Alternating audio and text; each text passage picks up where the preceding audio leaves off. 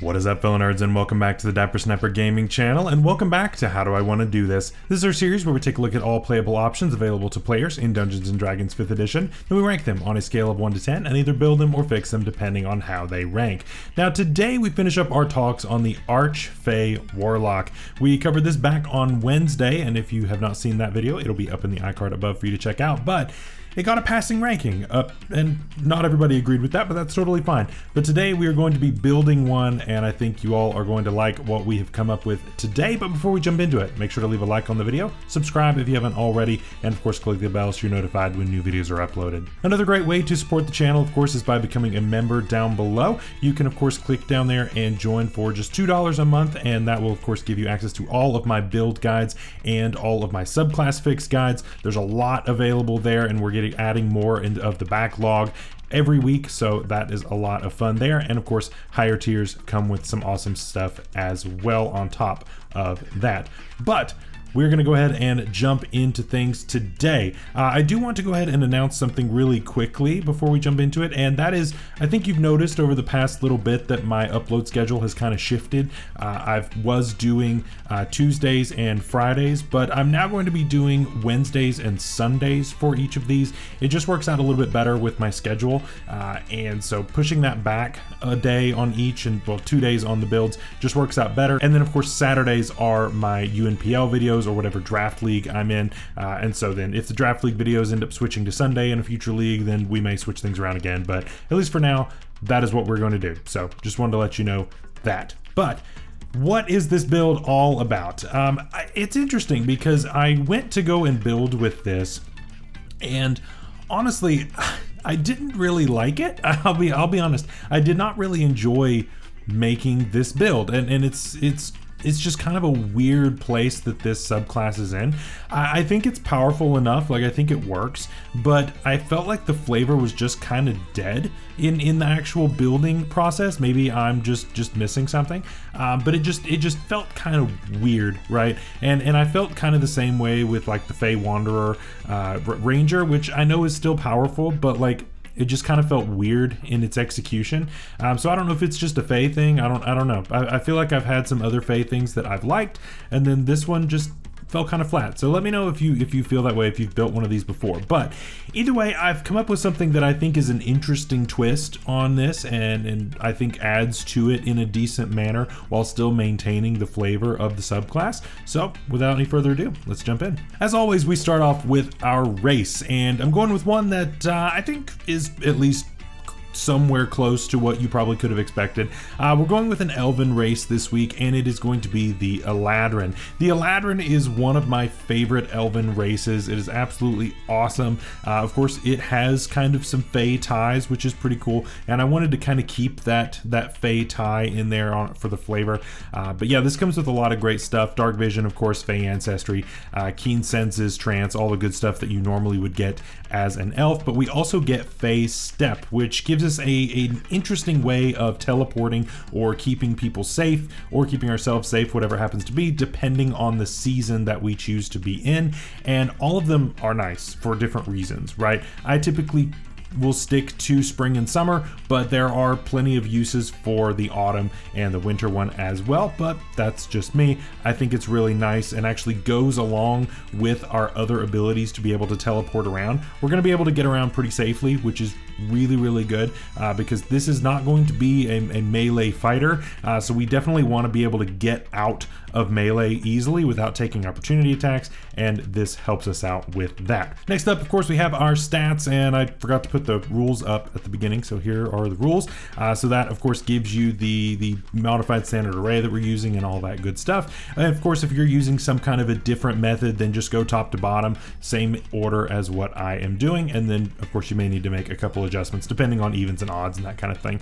But we're going to put our top stat in charisma, which makes a lot of sense, our second stat in constitution, third stat in dex, and then beyond that it really doesn't matter. I normally go wisdom next just because wisdom saving throws are somewhat common, and so that's normally a good one to go with, and then strength and intelligence really don't matter, so order there is really unimportant. As of the newest publishing of this race, we actually get 3+1s, which is really good. So we're going to throw +1s into all 3 of those odd stats, which is a really nice start. You may be using the old version of Eladrin, which doesn't give you that, but personally, I'd rather just use the new version. I think it's better, and so we're going to go with that. For our equipment, we're going to be keeping it pretty simple this time. We're going to be taking some light armor, the best that you can get, depending on if you're doing point buy or standard equipment, whatever it is.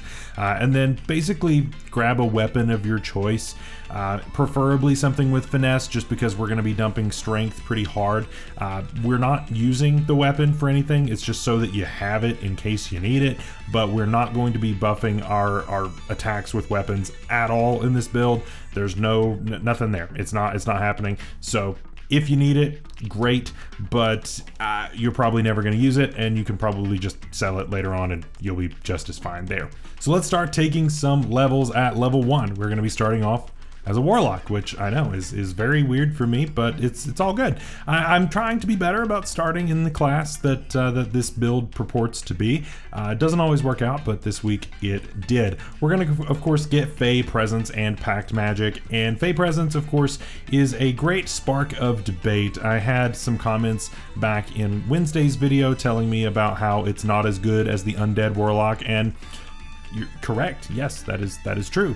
But there are other things in this subclass that end up buffing it out and help it out a lot. So this feature is a little limited, especially in its duration of effectiveness, but there's a lot you can do, and even more so, there's a lot that your friends can do in that time frame. So there is still some effectiveness there. For cantrips, of course, Eldritch Blast, can't leave home without that. I'd probably grab Prestidigitation as well here at level 1. You're gonna get a couple others throughout the course of this build. Just pick your favorite, whatever you wanna take there. For first level spells, I would probably go ahead and grab something like Fairy Fire, just because that's free advantage, which is great. Definitely worth our spell slot, which is awesome. And then I would probably grab Sleep for now. We will eventually probably drop that just because it does age out eventually. So take it for now, probably drop it off later. If you want another option, Charm Person makes a lot of sense here as well, just because we are going to be the charming and or frightening type of thing. And so that really fits well there. At Warlock 2, we're gonna get our first round of Eldritch Invocations. We get 2 of them right now. Agonizing Blast is one that I would always bring here just to have a little bit of extra damage on your Eldritch Blast. And I would probably also take Mask of Many Faces. Mask of Many Faces is one that you don't see a ton of. It's definitely not the least popular Eldritch Invocation, but it's nice, right? I like being able to cast Disguise Self a lot, especially if we are going to be charming and frightening people. Looking a different way is probably going to be very helpful and can get you in and out of certain situations, especially on the charm side. And so I think that that's going to be very, very useful, and a creative player is going to be able to make that work really, really well. So definitely pick that up. At Warlock 3, we're going to get our Pact Boon. And honestly, as long as it's not Pact of the Blade, honestly, you could make a lot of these work. I'm going to go with Pact of the Chain just because I like Pact of the Chain the best, but that's just me. And then we'll try to make that work a little bit better. But honestly, for this build, you could go with Talisman or Tome and make it work, and it would be just fine. But we're going to go with Chain for this one. We also get second level Warlock spells here. Just some interesting options to take. Enthrall makes a lot of sense. Of course, you want to be the center of attention, the charming one or the frightening one, whichever way happens to be.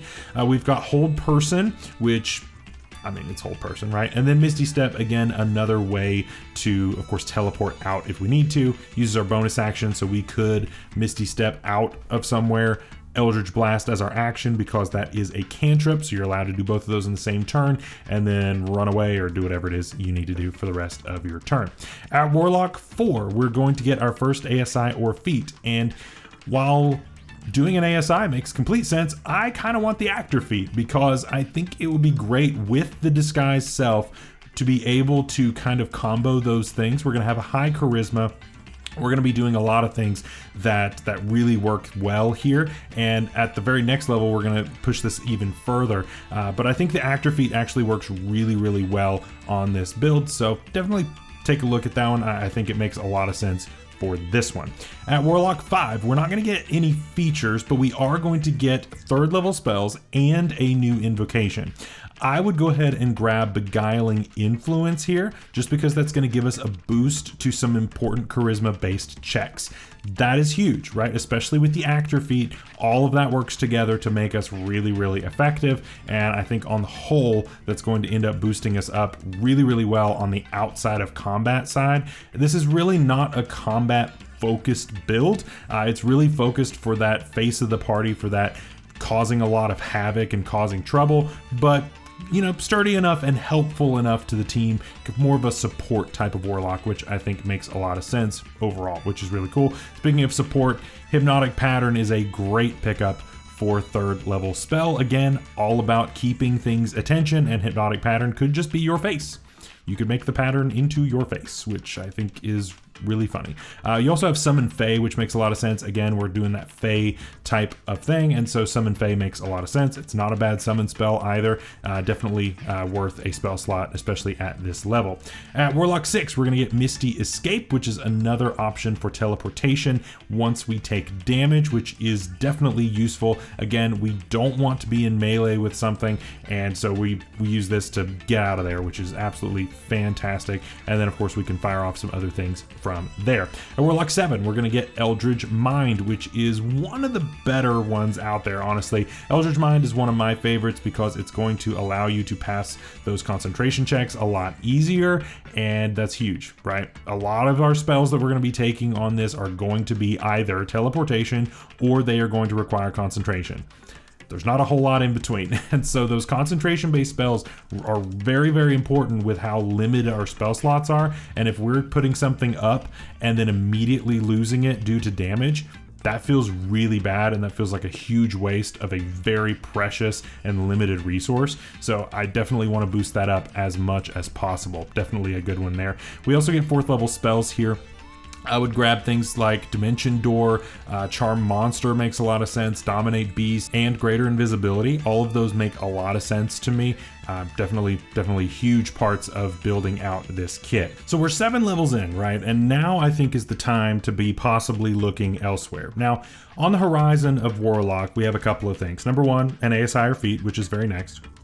After that, we would of course be getting access to 5th level spells, and we would get another of our invocations, which again is good. And then we kind of start the Mystic Arcanum set after that.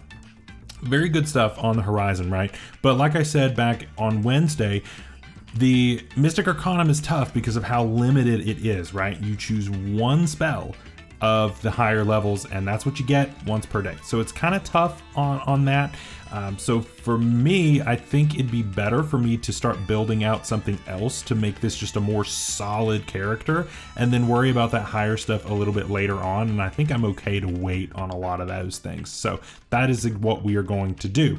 Instead, we're going to look to Bard, and I think Bard makes a ton of sense on a character that is all about yourself. Again, we're all about either look at me because I'm awesome or look at me because I'm really scary. Both of those work out really, really well for a Bard, and I think it can work out very, very nicely. Of course, it'll help us with anything that we do not have proficiency in, which of course we picked up proficiency with some things through Beguiling Influence and that kind of thing. We're going to already have a lot of proficiencies, but still, I like it. I think this is a great pickup, and I think you'll see why here in a second. At Bard 1, we're going to get Spellcasting and, of course, Bardic Inspiration at a D6 for now. That will, of course, grow a little bit later. This is awesome, an awesome start. Bardic Inspiration, again, is a really nice support feature as long as your allies don't forget that they have it, which happens a lot, actually. For spellcasting, of course, this is going to be normal spellcasting, so you're going to have to keep track of 2 sets of different spell slots. One will come back on a short rest, one will come back on a long rest. They are separate pools, they do not mix, but you can use these spell slots from one to cast the other and vice versa. So definitely useful there. For cantrips, I would take things probably like Message or Vicious Mockery. I don't think I'm really worried about anything like damage-wise because, again, I've got Eldritch Blast, so that's the huge thing. So I wouldn't take a cantrip that does damage unless it has a really compelling secondary effect. Otherwise, just stick to Eldritch Blast and go from there. You can even just take all utility. Bards have a pretty good list of options there. For first level spells, we've got a lot of really nice utility stuff, things like Detect Magic. You can throw some healing on there with Cure Wounds or Healing Word. I would probably grab Silvery Barbs because silvery barbs. And then Tasha's Hideous Laughter is another really nice control spell. Being able to take something out of the fight is always a good thing. Obviously, we already have something like Hypnotic Pattern, but Tasha's can be a little bit more directed and definitely has its place as well. Bard 2 gives us Jack of all trades, which again gives us basically half proficiency in everything we didn't have proficiency in, which is fantastic. If you have not seen how bards work, I will send you up to the iCard above with my Bard guide, which is very old at this point, but you know what, it still works, and it should still be accurate as far as I know. And then we've got Song of Rest here at a d6, which just helps us to boost the healing on a short rest, which is fine. And then we also get Magical Inspiration, which just gives us more things that we can do with our Bardic Inspiration, which is pretty cool. At Bard 3, we get Expertise, and we also get our subclass here. And I'm going to go with the one that I don't think anyone is going to be surprised in me taking, and that is the Glamour Bard. The Glamour Bard, of course, is the David Bowie of Bards. It is the performer. It is the one that is look at me, right? I kind of dumped on this subclass back in the day when I covered it. It's in the iCard above as well. And I got a lot of comments saying, hey, you shouldn't have been so mean to this subclass. I still stand by my opinion, but still, I think that it fits really well on this subclass, and so I'm going to take it. And the biggest reason why I think it's okay to take it here and why I'm going against what I said back there is because I don't think we have enough spell slots in this case for it to be as effective to use the spell combination that I think makes this a little more obsolete. I think we really need the ability to use an ability rather than the spells in this case. So that's why I'm okay with it this time. So there you go. Mantle of Inspiration makes a lot of sense, and so does Enthralling Performance. I like both of those. Enthralling Performance is a little more situational, but Mantle of Inspiration is fantastic. For second level spells here, I would also grab Aid, because we get spell slots back on a short rest.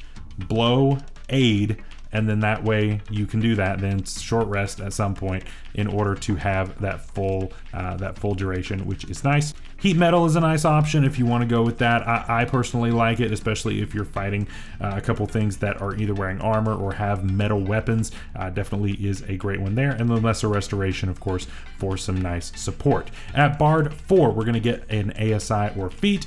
I would just bump Charisma at this point, and I would do that until I max it out. Until I max it out for the next however long it takes you, I would go until we max out Charisma. I don't think we need another feat before that. At Bard 5, we get an improvement to our Bardic Inspiration up to a D8, and it is also improved with Font of Inspiration. This is kind of a big deal in taking your Bardic Inspiration recharge from a long rest to a short rest, and now we have even more reason to take a nap. We're a very sleepy bard, very sleepy warlock, and it's all coming together. So we definitely want to be taking short rests as much as we can if we have used up some of our resources, and so that is nice there. For third level spells, I would probably take things like Mass Healing Word and even Slow as well. I really like Slow. At Bard 6, yes, we're going to Bard 6. We get Counter Charm, which is, I do not like Counter Charm.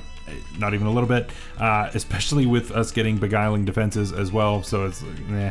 But we get Mantle of Majesty as well, and that's more so what I'm focused on, is Mantle of Majesty. If you wanted to skip this level, you could, just because, again, Counter Charm and Beguiling Defenses are very similar, but I think that Mantle of Majesty is worth it, at least to me, so I would go that far, and then we're going to go back to Warlock and not look back. At Warlock 8, we are going to get another ASI or feat. Because I have maxed out my Charisma, I'm going to go ahead and go to Constitution, just going down the line until things get maxed out. So if your Charisma is not maxed out yet, go ahead and keep going until it's maxed out, and then you can switch over to Constitution.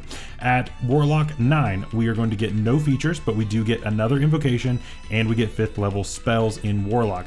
I'm going to go with Investment of the Chainmaster, mainly because there aren't a lot of them here that are a huge deal anyway. So Investment of the Chainmaster is going to give us a huge boost to our Familiar. And the Familiar, remember, is going to be able to be a wide variety of things beyond just the normal choices that would have come with this stock, and I think that's great. We should take advantage of things like the imp. I think that the ability for it to turn invisible is kind of a big deal, and so we can definitely make use of that. This makes it a little bit tougher, makes it actually be able to attack possibly, and so it's nice. It's a nice little feature. Is it broken? No, but it's either this or the one we're taking later, and you'll see what I mean, and it's more for flavor than anything. For 5th level spells, I would take things like Dominate Person and Hold Monster. Of course, those are some big ones. We also have things like Synaptic Static and Danse Macabre. I think that both of those make a lot of sense as well on the support side, and you know, Danse Macabre is just kind of funny in most cases, so definitely some options there. At Warlock 10, of course, Beguiling Defenses comes online. It's similar to Counter Charm, right? I've said that both of those features kind of suck, so it is what it is. And then Warlock 11, we get our first round of Mystic Arcanum, and I'm going to suggest taking Mass Suggestion. I think that's the one that makes the most sense for this build. There really aren't a lot of other options that fit the theme all that well, so that's the one I would go with. At Warlock 12, we get another Aesir feat. Again, we're going to bump Constitution once again. And then for our other option for an invocation, I would take Voice of the Chainmaster. Again, it's just kind of a fun one. It's more of a flavor feature, but who knows, maybe you can find some kind of use for it. And Warlock 13, of course, we get another round of Mystic Arcanum. There aren't any that really fit what we're trying to do here, so Finger of Death for a damage option if you want to go for that, but there are plenty of options that make sense. And then finally, level 20, Warlock 14, we get to finish out this subclass's features with Dark Delirium, which I think is interesting. Of course, you can take a creature and kind of put it it feels like it's in a pocket dimension, I guess, even though it technically is not, and just allows you to really, it's basically Enthrall on steroids, kind of. And I think it fits really well with the kind of build that we've gone around here, and I think it's absolutely awesome. So really cool way to end this. So that is the build for today. I hope you all enjoyed that. Make sure to let me know down in the comments below what you think. And of course, before we leave, we're going to do some honorable mentions as well. So for racial options, I would probably go with any other elven race. Honestly works here.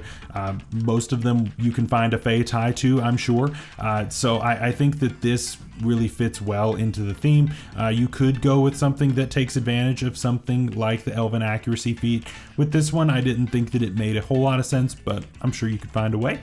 Any other Fey races honestly make a lot of sense as well. There are tons of options that work well, and to me, the standout really is the Satyr. I think the Satyr makes a lot of sense for its ability to resist magic.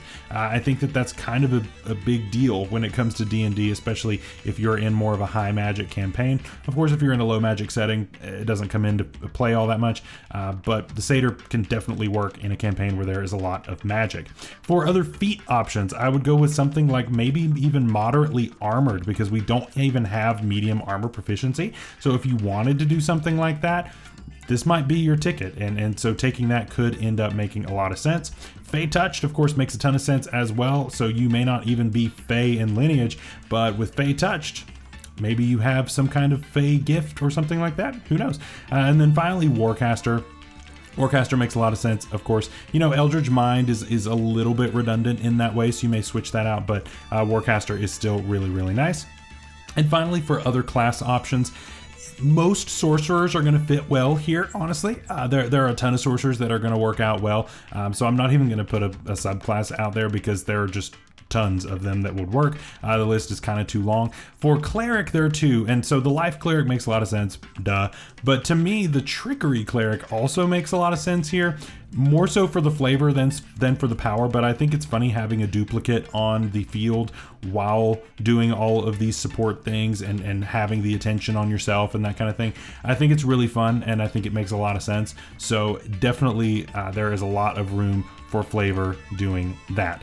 So that is the video for today. I hope you all enjoyed. Next week, we are moving on, and I believe it is the Celestial Warlock next time, and so we will get to that on Wednesday. But until next time, stay safe out there, stay healthy. We'll see you later. Bye-bye.